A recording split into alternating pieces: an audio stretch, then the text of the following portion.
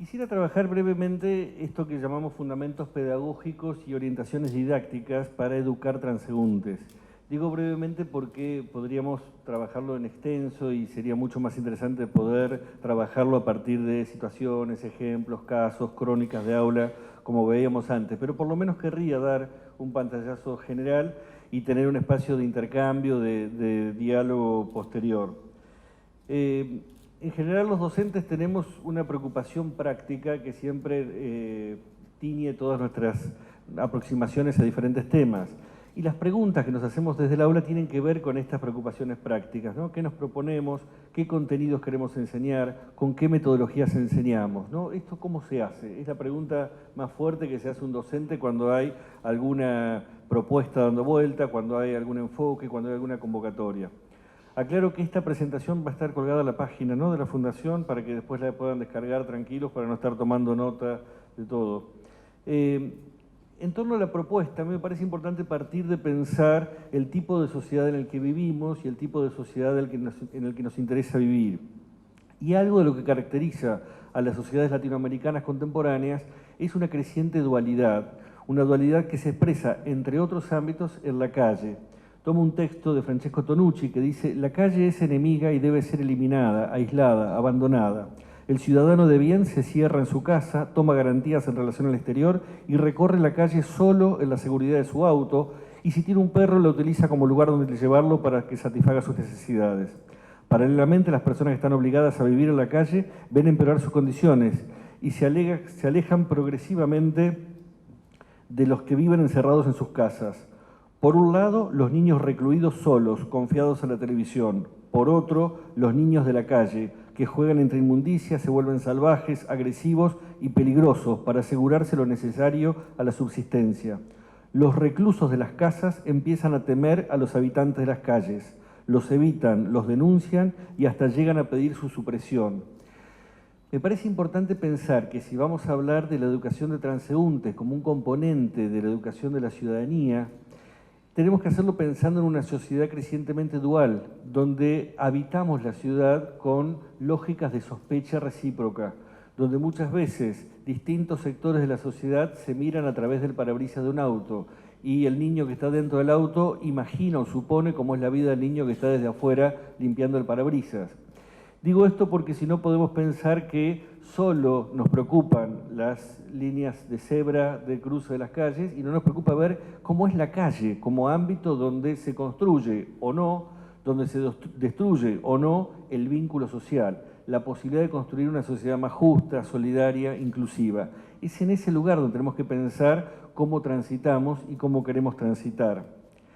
Hay también en la calle una expresión de valores, y tomo un texto de Roxana Kramer que dice: el ideal de autenticidad y autorrealización con que la sociedad moderna ha concebido la identidad encuentra en el automóvil su figura más certera.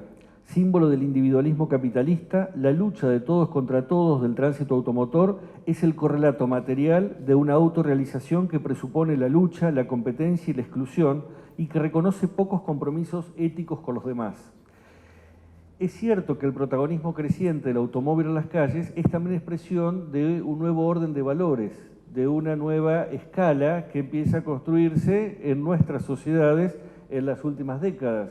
Si miramos Montevideo, Buenos Aires, unas cuantas décadas atrás, el protagonista no era el automóvil, pero crecientemente pareciera que la ciudad está pensada para él. Y en todo caso, los sujetos que habitan la ciudad a veces son engranajes que llevan a que se puedan mover esas máquinas que trasladan de un lado a otro. Y el automóvil no es solo una máquina, sino que es expresión de un conjunto de valores, de un espacio de autorrealización. Soy de acuerdo al auto que tengo, soy de acuerdo a la velocidad a la que manejo, soy de acuerdo a las posibilidades que tengo de ostentar el automóvil ante otros. Cuando hablamos de educar en valores, no se trata de pensar que del otro lado hay sujetos vacíos de valores y nosotros vamos a venir a mostrarles unos valores nuevos. Tenemos que tratar de entrar en los valores que hay del otro lado, porque del otro lado hay un sujeto que construye sus valores desde las primeras instancias de valoración en los primeros años de vida, en diálogo con la familia, con su entorno social, con el barrio, con sus propias experiencias. Y entonces, si nosotros pensamos que queremos trabajar en valores con nuestros alumnos y nuestras alumnas, tenemos que empezar a contrapesar aquellos valores que vienen de la sociedad y que están teñidos de esta lógica que les menciono. Desde el punto de vista antropológico también uno puede abordar la problemática del tránsito, y tomo acá un texto de Pablo Wright, un antropólogo argentino contemporáneo, que dice: el modo en que nos manejamos condensado en escenas viales fractales, como la bocacalle, pueden ser diagnósticas del estado de la estructura, en especial la clase de relación que existe entre ciudadano-estado, y la forma en que los ciudadanos sienten en su mundo qué relación hay entre deberes y derechos. Es decir, pensar el tránsito a la escuela implica también pensar el vínculo entre ciudadanía y Estado. Implica también pensar el vínculo en transformación, en algunos casos en declive, en algunos casos en discusión, acerca de esa relación entre la sociedad y el Estado. Cuando manejamos, entonces, actuamos la metáfora. Somos inestables, rápidos, agresivos y tenemos los cuerpos metálicos listos para reaccionar ante la mínima situación en que interpretemos que nuestro honor está en disputa. Aquí entran factores claves como tipo de vehículo y velocidad, pero también género, edad, entre los rasgos más relevantes. Pensar el tránsito no significa pensar en algo que va a ocurrir alguna vez. Significa ya reconocernos como sujetos que transitamos y tratar de entender la lógica desde la cual actuamos. Porque cuando salimos a la calle actuamos con alguna lógica. A veces una lógica consciente y a veces una lógica que nos atraviesa, que va más allá de lo que decidimos hacer. Digo esto porque también a veces suponemos un sujeto que es consistente entre lo que quiere y lo que hace. Siempre hay que pensar lo que nos pasa cuando empezamos la dieta el lunes y la abandonamos el jueves. Una cosa es lo que pretendemos hacer y otra cosa es lo que nos sale. Y así como uno puede decir que circula de cierta manera, muchas veces nos pasa que circulamos de otro modo, que es el modo que nos sale. Y nos sale esa lógica que nos atraviesa de una sociedad en la cual participamos, donde, por ejemplo, hay disputas de poder en cada bocacalle, donde hay no solo ostentación de acuerdo al tipo de auto que tengo, sino la posibilidad de ver cuánto soy capaz de poner en riesgo en relación con lo que puede poner en riesgo otro. Es solo una manera de aproximarnos a la problemática densa, compleja que está presente en la circulación. No podemos resolver esto solo mostrando señales de tránsito. No podemos resolver esto solo diciéndoles a los chicos salgan con cuidado a la calle. Se trata de dar una batalla cultural mucho más densa, más compleja, y el aula es un espacio muy interesante, muy propicio para llevar adelante ese trabajo. Decía que se contraponen en los hábitos de circulación los valores éticos que dan sustento al tránsito público, como el cuidado, el respeto y la solidaridad, y del otro lado hay valores oponentes, como el individualismo, la transgresión deliberada y la anomia. Digo esto porque también muchas veces pensamos que de un lado hay valores y del otro lado hay vacío, o que de un lado hay valores y del otro lado hay antivalores. Y yo creo que hay que tratar de entender la lógica desde la cual cada sujeto construye sus valores. Los valores no son buenos unos y malos otros. Muchas veces los valores entran en tensión y es precisamente cuando tienen más sentido. Todos podemos valorar la cooperación o la solidaridad, pero en algún momento eso entra en contradicción con la competencia. Y si en una cancha dos equipos de fútbol fueran cooperativos, no habría posibilidad de que uno ganara y otro perdiera. Entonces, a veces se contraponen cooperación y competencia y hay que ver cómo se articulan uno y otro. A veces también se contrapone, por ejemplo, la igualdad y la diversidad. Todos valoramos la igualdad, todos valoramos la diversidad, pero no siempre es fácil articular igualdad y diversidad. En el tránsito en particular, valoramos la seguridad y valoramos la libertad, pero no siempre es fácil articular y ver en qué medida se pueden pensar juntos la seguridad y la libertad. Entonces, meternos en el tema de los valores en la escuela significa tratar de desentrañar esa trama densa que está por detrás de las acciones de cada sujeto y de cada población y que son propias además de cada comunidad. Si nosotros nos trasladamos en el espacio a unos cuantos kilómetros de acá y circulamos por otras ciudades, empezamos a sentir que hay algo que no nos pertenece, que nos es ajeno, que nos resulta diferente, porque no en todas las ciudades se circula del mismo modo, no en todos lados se circula de la misma manera. Y lo que nos parece obvio, natural, estable, predecible en nuestra ciudad, en otro lugar puede ser absolutamente inesperado, ridículo y hasta riesgoso. Si alguien circulara por Buenos Aires o Montevideo con los criterios de circulación de una ciudad americana, seguramente no duraría mucho circulando por la calle, porque va a empezar a ver que hay otros modos y a veces se traduce en gestos, en señales, en expectativas recíprocas que uno tiene que aprender rápidamente cuando circula por otro lugar.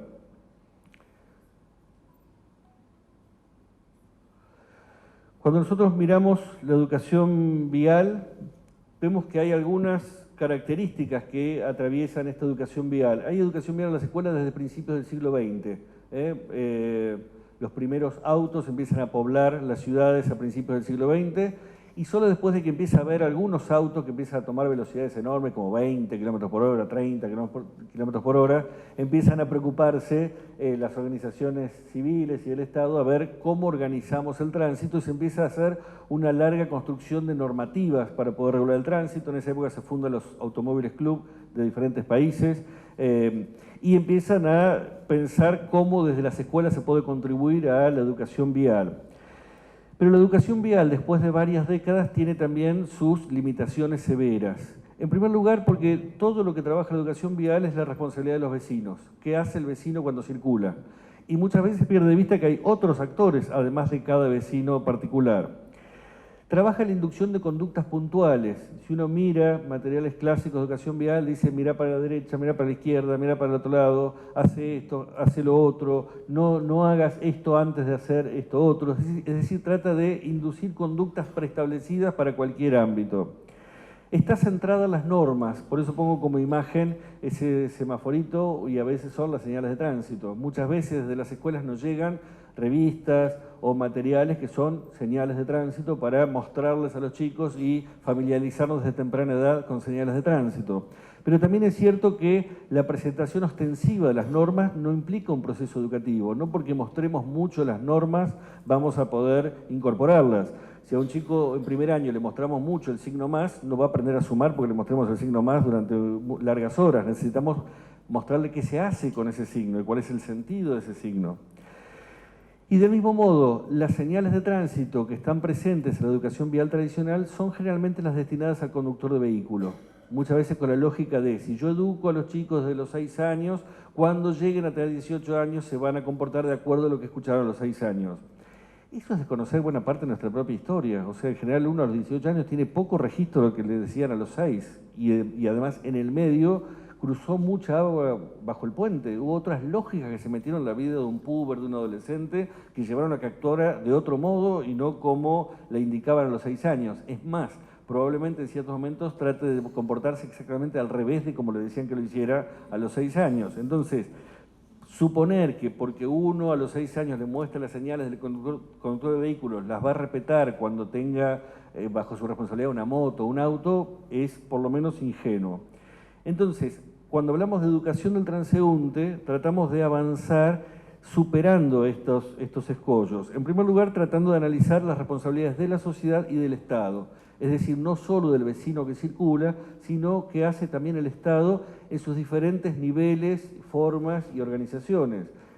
Hoy se hablaba de infraestructura, se habla también de la normativa, se habla también de la planificación. Entonces, es parte de la educación del transeúnte, de un ciudadano que transita, ponerse en el lugar del Estado y pensar desde qué lógica está produciendo esas normativas y esas decisiones.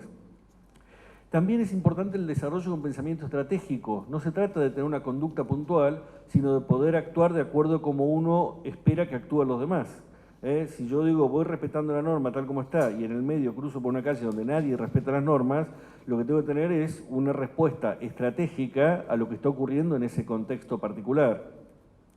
Está centrada entonces en criterios para tomar decisiones, donde las normas son relevantes, pero no son lo único relevante. Es también el criterio de alguien que tiene que decidir, por ejemplo, si tengo que ir hacia el centro de la ciudad, en qué horario me conviene ir, en qué momento, en qué vehículo me conviene ir, durante qué momento del día. Hay un montón de decisiones que uno toma cuando circula por la ciudad que van más allá de lo normativo, que tienen que ver también con otros saberes vinculados a la circulación.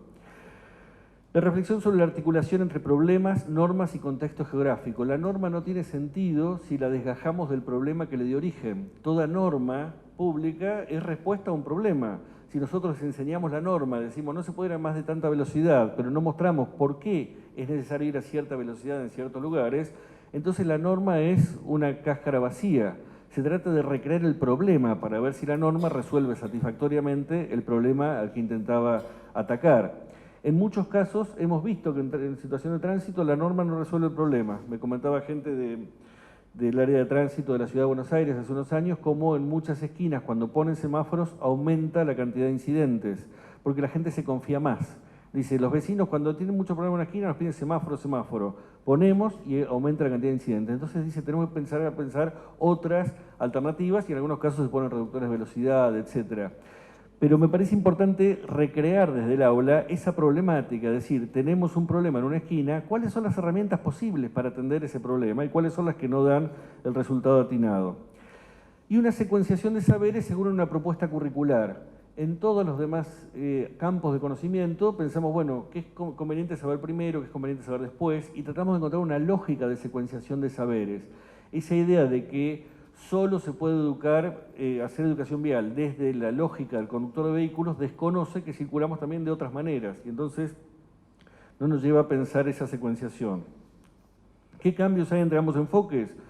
Por un lado, apuntar a la construcción de criterios de circulación en los sujetos que transitan, entender la circulación como un derecho y promover la recuperación del espacio público. Muchas veces las propuestas de educación vial tradicional enfatizan una mirada de la calle como algo peligroso. Y volviendo al contexto que planteaban las primeras diapositivas, si nosotros les decimos, tené cuidado, no salgas, no cruces, no digas, no hagas, volvemos a caer en la idea de mejor quédate en tu casa mirando la tele. Cuando lo que necesitamos hacer es que los chicos salgan a la calle, que circulen, que se apropien del espacio público y que lo hagan con libertad y responsabilidad, pero no a través del temor a la calle, sino de la posibilidad de salir. Ubicarse en el lugar de producción de las normas. Un súbdito de cualquier lugar tiene también como parte de su responsabilidad cumplir las normas. Lo que distingue al súbdito del ciudadano es que el ciudadano tiene también la responsabilidad de producir las normas. Y esto significa participar en el debate público acerca de cuál es la norma justa. Entender la educación del transeúnte como educación en la ciudadanía significa invitarlo a pensar cuál es la norma más conveniente para resolver estos problemas de tránsito. Y esto implica ponerlo en el lugar del ciudadano que produce y discute la norma. Adecuar las propuestas a las necesidades formativas de cada comunidad. No se circula del mismo modo en el centro de Montevideo que en la periferia, ni se circula del mismo modo en una ciudad grande que en una pequeña localidad o en una zona rural. Entonces hay que poder pensar el contexto propio de cada comunidad, no para que se circule solo por ahí, sino para poder ver cuáles son los criterios más adecuados en ese contexto y cuáles serán los criterios más adecuados en otro contexto. Y ampliar el abanico de disciplinas de referencia. Si uno busca de qué se nutre la educación vial tradicional, no necesita mucho más que la legislación y las normativas. La educación del transeúnte se tiene que meter un poquito más en la ética, en el derecho y en la geografía urbana, para poder entender la lógica de circulación y también en algún caso de la antropología o alguna otra ciencia social, la economía, por ejemplo. Entonces, el punto de partida es contextualizar la propuesta formativa, hacer una lectura de cuáles son las prácticas actuales de circulación en la comunidad. Siempre trabajo con los docentes esta cuestión. Uno quiere empezar un proyecto de educación del transeúnte, bueno, salgamos a la calle a ver cómo circula la gente. Salgamos a ver, a detenernos a analizar qué pasa cuando la gente circula. Buena parte del trabajo de la Fundación Gonzalo Rodríguez fue trabajar con encuestas para relevar esas prácticas. Ayer hablábamos con María José de complementar esa mirada cuantitativa también con miradas más cualitativas como la de la antropología, tratando de entender la lógica de circulación, ¿no? Recreemos esta escena que nos decía recién Grupé, el papá que suelta al hijo para cebar un mate y lo que sucede después. Ahí hay un hábito, una práctica y seguramente le va a decir, ¿cómo quiere que haga si tengo que cebar un mate? ¿No? Hay algo que está, que es como obvio y hay que poder desnaturalizar eso que es obvio. El propósito general de la educación del transeúnte es brindar a alumnas y alumnos oportunidades de analizar los problemas, las normas y los desafíos del tránsito y la circulación en la ciudad para arribar a criterios autónomos, solidarios y prudentes para tomar decisiones en situación de desplazamiento. Ahí tenemos como un criterio general. Fíjense que hemos abierto mucho, hemos transitado mucho camino de aquella idea de aprenderte las señales de tránsito a decir, no, tenés que tomar decisiones con conocimiento de cómo circular por un ámbito en situación de circulación, ¿no? Y esto implica también pensar que circulamos de diferentes maneras. Como peatones, ese propósito se expresa a través del conocimiento del contexto cercano, las situaciones frecuentes y las normas que permiten la circulación peatonal. Muchos de los chicos y chicas que van a la escuela primaria en algún momento empiezan a circular como peatones y eso pasa a diferentes edades según si es una gran ciudad, si es una localidad pequeña, pero muchos circulan como peatones. Y entonces un trabajo en la escuela puede ser empezar a pensar, bueno, ¿dónde hay algunos tramos que son un poco más riesgosos que otros? ¿Y por qué? ¿Qué hace que un tramo sea más riesgoso que otro? ¿Y cómo habría que circular en ese tramo comparado con otros tramos? ¿No? Por ejemplo, intersecciones, o lugares donde uno tiene que cruzar una ruta, o donde uno tiene que cruzar una vía, o donde puede haber animales sueltos. Hay una variedad de situaciones, pero en la ciudad típica es estar caminando con el celular en la mano.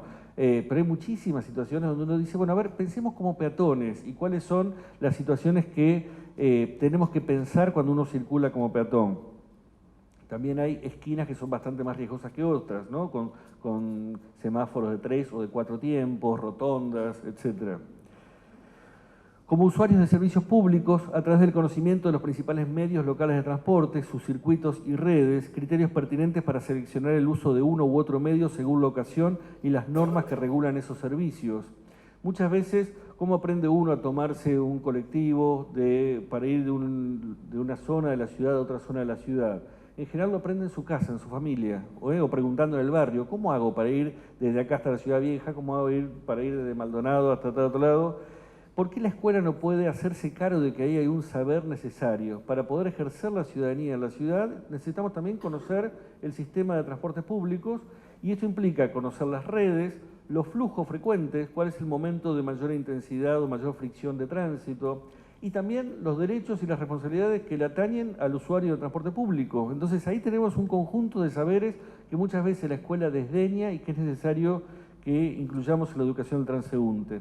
Como conductores de vehículos, a través del conocimiento de las principales redes viales y sus flujos frecuentes, las principales normas y códigos de señalización y las responsabilidades civiles y penales concernientes.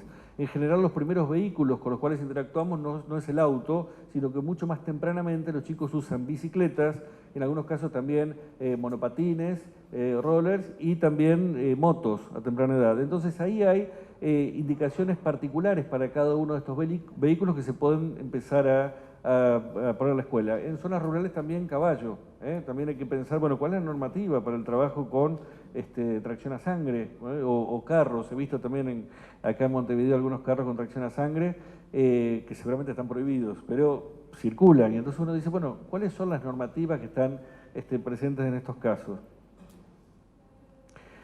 ¿Y cómo se trabaja en la escuela con estos contenidos?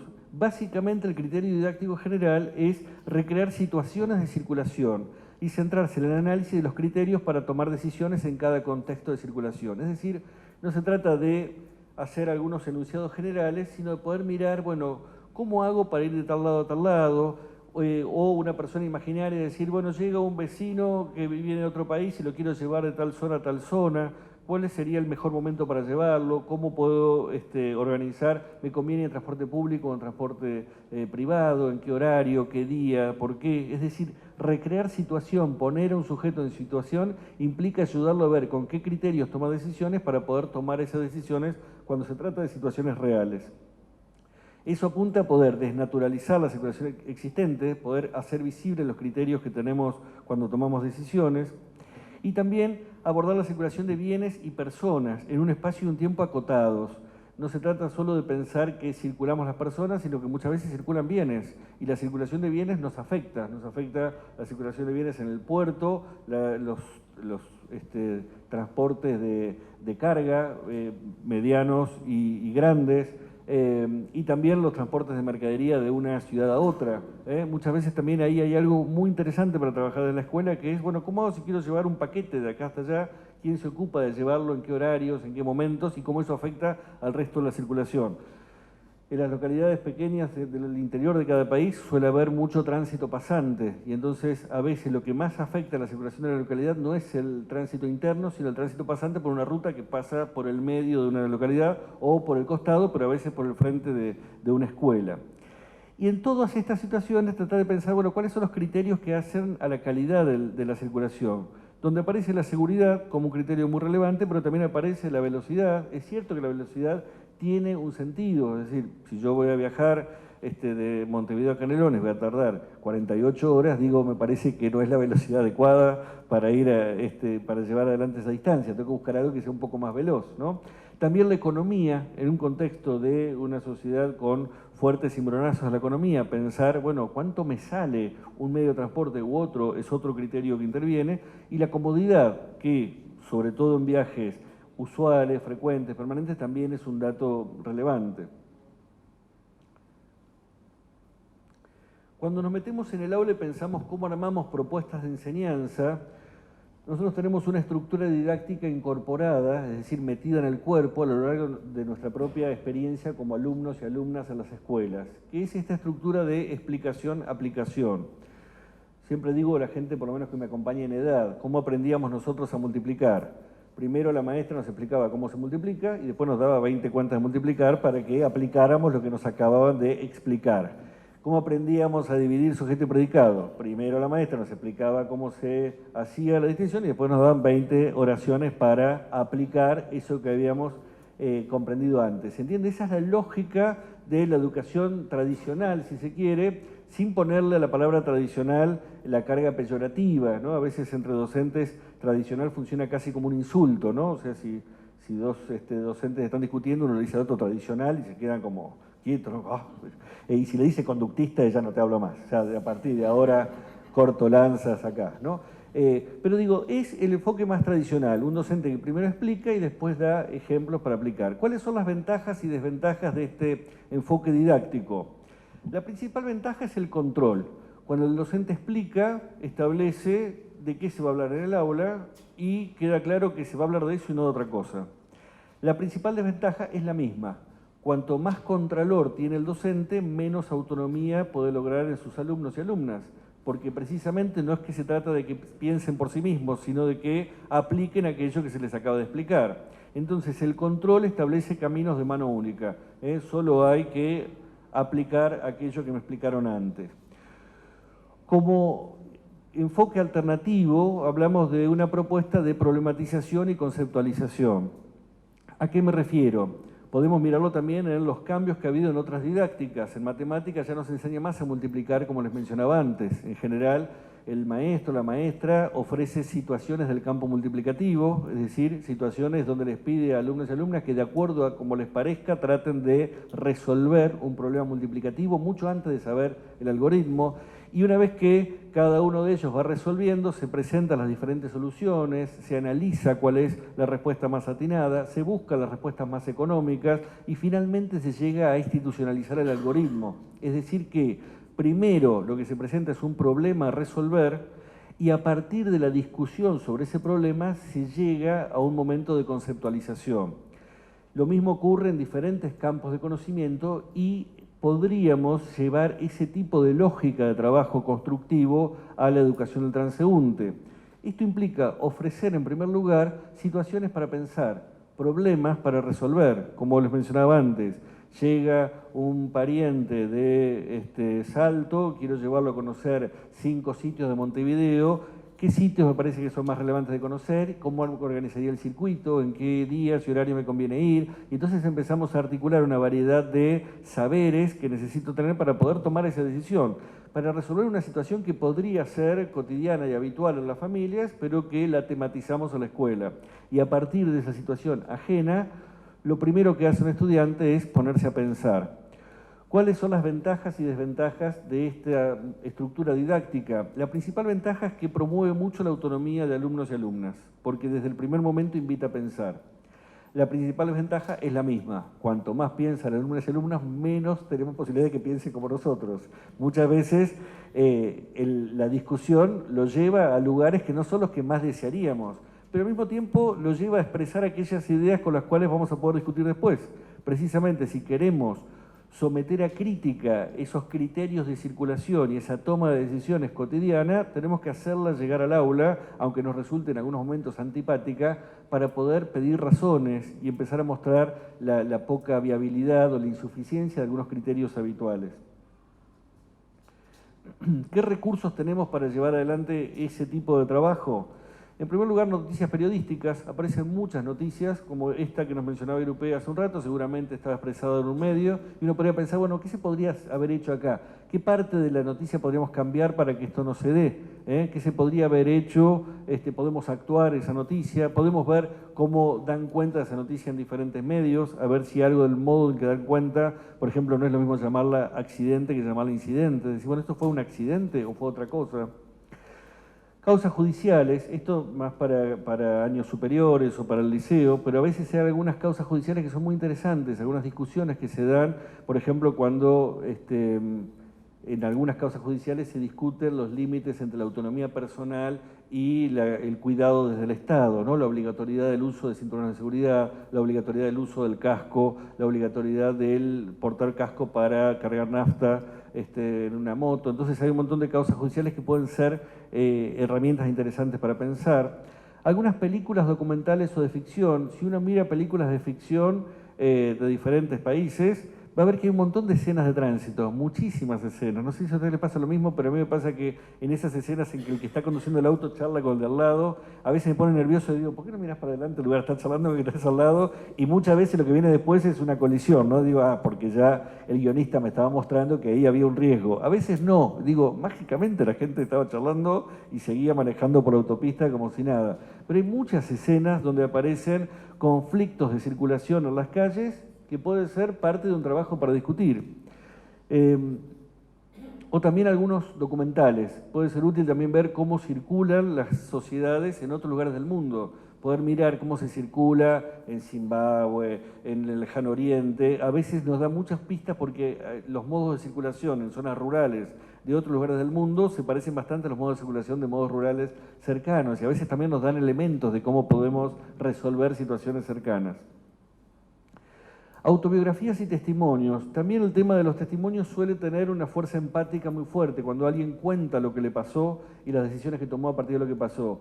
Ahí siempre hay que tener mucho cuidado en no utilizar el testimonio con carácter moralizante, ¿no? Decir, bueno, fíjense lo que le pasó, por eso a partir de ahora todos tenemos que hacer lo que esta persona dice que hay que hacer, sino más bien como un ejemplo, como algo para seguir pensando, que nos ayuda a pensar, porque lo que tiene la autobiografía o el testimonio es que ofrece muchas herramientas de la subjetividad, para poder ver que la cuestión del tránsito es una cuestión sistémica, política, pero al mismo tiempo subjetiva, con una enorme carga de subjetividad, ¿no? La posibilidad de salir a la calle implica un montón de situaciones. Pensemos también todas las enfermedades mentales que están asociadas a la circulación. Hay muchísima gente que tiene dificultades para salir al espacio público, ¿no? Agorafobia, un montón de enfermedades. Entonces hay muchos testimonios que también dan cuenta de eso y qué es lo que hace que una persona le tenga temor a la calle. Dilemas éticos y conflictos de intereses. Cuando hablamos de conflictos de intereses nos referimos a situaciones en las que hay distintos actores sociales que plantean que su derecho o su necesidad o su interés está siendo colisionado por el de otro actor social que reclama a la par. Y hay que poder ver cuál es la necesidad más justa. Estoy pensando, por ejemplo, una noticia del diario de hace un tiempo en Argentina, gracias. Era en el centro de la ciudad de Buenos Aires, en la zona del Abasto, estaba antes el mercado de flores. Es decir, todas las flores de diferentes lugares de la provincia de Buenos Aires llegaban al mercado, ahí se remataban y desde ahí salían los floristas a toda la ciudad. Pero claro, eso implicaba transporte de mercadería en medio de la noche y los vecinos de ese mercado decían no podemos dormir mientras se está llevando adelante el remate y además después salen los camiones y los carritos, etc. Cuando aparecen ese tipo de conflictos de intereses hay un material riquísimo para llevar al aula. Porque ahí tenemos una situación problemática. Decimos, bueno, ¿cómo se podría resolver este conflicto entre vecinos cuando ocurre esto? No sé si a ustedes les pasa, pero en general yo miro el diario y voy bajándome notas diciendo esto en algún momento me va a servir. Acá tenemos un problema, entonces me va a servir. Esto no sabría cómo resolverlo, entonces me va a servir. Esto voy a ver cómo sigue en varios días, entonces me va a servir. Cuando hablamos de dilemas éticos nos referimos a un sujeto que en cierto momento se pregunta qué debo hacer. ¿Qué debo hacer o qué debería hacer cualquier persona en mi lugar? Entonces también ahí hay algunos dilemas éticos vinculados con la circulación. Por ejemplo, el de un conductor de vehículos, porque nos ha pasado en Argentina con los aviones. Uno de los últimos accidentes grandes que hubo en aviones en Argentina, el accidente de Lapa, Después hubo indicios de que el piloto tenía claramente información de que el avión no estaba en condiciones de salir, pero también que el APA lo tomaba como piloto porque no daba el puntaje para ir a otra empresa. Y precisamente eso hacía que él estuviera constreñido a aceptar la directiva de la empresa y decía, mira, volá con este avión que anda más o menos, porque si no, no vas a poder volar en ningún otro avión. Y uno podría recrear a partir de esa situación el dilema ético del sujeto que dice, ¿qué hago? ¿Pongo en riesgo mi trabajo, mi familia, mi sustento o pongo en riesgo a todos los pasajeros que están detrás? Y me parece interesante tratar de recrear ese dilema en una situación, imaginarlo a partir de una noticia, para poder empezar a construir criterios. Bueno, ¿cómo hago yo para tomar una decisión cuando lo que tengo que contrapesar es el interés de mi personal, ¿no? De mi familia, de mi trabajo, con el interés colectivo? Muchas veces nos vemos en ese tipo de situaciones y es importante empezar a discutirlo desde el aula. Y algunos cuentos y textos literarios, también siempre digo, con el recaudo de no anular la literatura. Lo más rico que tiene la literatura es la polisemia, la posibilidad de que nos genere muchas sensaciones, impresiones, posibilidad de pensar, de entender de diferentes modos la literatura. No creo que sean útiles aquellos cuentos que están hechos para transmitir una idea, ¿no? Les quiero leer este cuento para que se den cuenta de qué. Digo, no, eso ya mata la literatura y mata toda la posibilidad de pensar. Pero sí hay ciertos textos literarios que nos ayudan a pensar desde la literatura misma, sin perder el carácter potente, artístico de la literatura, pero que también al mismo tiempo nos invitan a pensar. Y en muchos textos literarios aparecen situaciones de circulación. Me está acordando un cuento que a veces lo leo, pero es largo para leer, que se llama Lo que le pasó a Maidana, un cuento de un autor, Alberto Banasco, de una persona que le dan una vivienda en un barrio alejado, que precisamente porque es un barrio alejado la consigue a bajo precio, pero las calles son de tierra, entonces en un momento se enferma la mujer y la ambulancia no entra para rescatarla y él tiene que ver cómo la saca para rescatarla. La ambulancia ya se fue porque no la esperó, o sea que tarda un montón en llegar al hospital, porque además tampoco había transporte público que llegar a ese barrio, y cuando llega al hospital el médico le dice, lo hubiera traído antes, ya en estas condiciones no lo puedo resolver, ¿no? Eso se llama Lo que le pasó a Maidana, un cuento tremendo, pero que habla de las escasas decisiones de circulación que puede tener uno cuando está en una situación de desigualdad manifiesta, ¿no? Pero además también ese efecto de responsabilizar a la víctima que hace el médico, que dice, y usted tenía que haberlo traído antes, ¿cómo me lo va a traer en estas condiciones? ¿No? Entonces, ahí hay un cuento que es muy potente, y como esos hay muchos que hablan de situaciones de circulación y que podríamos llevarlas al aula. Lo importante para cualquier material es que invite a pensar. Si el material es para proyectar la voz del maestro a través de un material, no me sirve. Si es un material para que se den cuenta de qué, no me sirve. Ahora, si es un material que invita a pensar, que no me resulta tan claro, que admite diferentes posiciones, ese es un material potente. Ese me sirve para problematizar. Breve referencia a cómo articular actividades en proyectos, ¿no? A mí me parece importante que el trabajo de la escuela no sea solo dentro del aula. Hoy lo planteamos varias veces. El aula es un espacio maravilloso para trabajar, pero también es cierto que hay cosas que trascienden el aula y que trascienden el propio grado. Entonces uno puede pensar que diferentes grados trabajan contenidos que son convergentes como para poder analizar problemas de circulación en un barrio o una localidad a partir de planos, mapas, encuestas, algo que no va a ser un solo año, pero sí podemos hacer diferentes grupos y armar un proyecto que atraviese la escuela. O del mismo modo, podemos elaborar propuestas normativas y campañas de circulación. Lo que comentaba antes Anaí, ¿no? ¿Ana? Ana Karin. Que estamos en una situación de que están reparando la cuadra de la escuela. ¿Por qué no pensar desde el aula qué cartelería podría ser útil para que toda la comunidad circule por esa cuadra mientras dure la reparación? Y entonces salimos a indagar, bueno, ¿dónde sería útil un cartel? Lo podemos ver cerca de la zona, pero ¿no sería bueno que un auto sepa 2 cuadras antes para que no llegue hasta acá? Y entonces vamos y ponemos un cartel allá que diga escuela tanto, advertimos, no llegue hasta ese lugar, doble antes. Y entonces pensar juntos con ellos cómo resolvemos eso que es un problema y que hasta acá no está resolviendo el municipio o el Estado.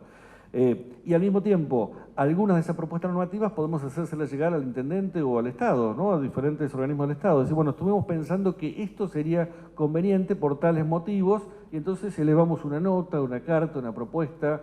En algunos casos, en localidades pequeñas se puede trabajar en el momento de sanción de la norma, de circulación, y entonces los chicos van y llevan sus argumentos de por qué debería hacerse de una manera y no de otra. Eso es riquísimo como formación de los chicos como ciudadanos. Y algunas ideas finales para ir cerrando. El tránsito es un derecho individual, pero también forma parte de las condiciones de justicia social, pues genera igualdades y desigualdades. A mí me parece importante plantear todo el tiempo el tránsito como un derecho. Y es cierto que en nuestras constituciones liberales de mediados del siglo XIX aparecía el tránsito como un derecho frente al rey, que no nos impidan transitar.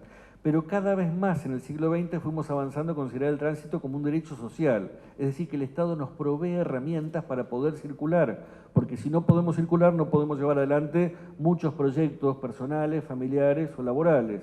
Entonces tenemos que construir la idea de que el tránsito forma parte de la justicia social y eso implica en algunos casos también atender no solo a la igualdad, sino a las diferencias. En algunos casos, allí donde las personas con alguna discapacidad motora pueden circular todos. Y si las personas con alguna discapacidad motora no pueden circular es porque más de uno está teniendo dificultades para circular por un lugar. La igualdad del derecho a circular exige atender a la diversidad de sujetos y comunidades. Y esto implica no solo pensar el tránsito como algo que atañe a las mayorías, sino también a esas minorías que a veces no tienen voz, ¿no? Tenemos ahí la imagen de una persona con silla de ruedas, pero pensemos también la figura de niños y niñas, en muchos casos de corta edad, esa escena del nene muy chiquito y que no lo ve el automovilista porque está fuera del campo visual, el automovilista es interesante, pero también a veces hay que pensar que todo el tránsito está basado solo para personas videntes y cómo se resuelve para personas no videntes, todo el tránsito está basado o es bastante hostil con adultos mayores que tienen otros ritmos, otros tiempos de circulación y a veces los tiempos de los semáforos no son los tiempos que permiten que cruce una persona mayor. Eso es algo que también se puede llevar a trabajar dentro del aula. Y al mismo tiempo me parece que entre estas ideas finales podemos pensar que la educación transeúnte tiene un componente clave de preocupación por la seguridad, pero su sentido constitutivo es la educación para la libertad. Necesitamos educar a niños y niñas con derecho a circular por la ciudad. Y circular libremente implica al mismo tiempo circular seguro, no con la seguridad de mejor no salgo a la calle porque entonces estoy más seguro, sino salgo a la calle, ejerzo mi derecho, ocupo el espacio público y lo hago con seguridad. Y educar al transeúnte no es disciplinar o domesticar, sino formar al ciudadano que transita y al transeúnte que gobierna. A diferencia de la educación vial tradicional, que les quiere decir a los chicos lo que tienen que hacer, la idea es formar al ciudadano que transita. Por decir, bueno, ¿qué decisiones van a tomar a la hora de circular? Y al mismo tiempo, ¿qué normativa sería conveniente tener y construir juntos para poder hacer posible el tránsito colectivo? Y eso implica pensar también al transeúnte que gobierna, ¿no? Aquel que pone en discusión cuál es la mejor normativa.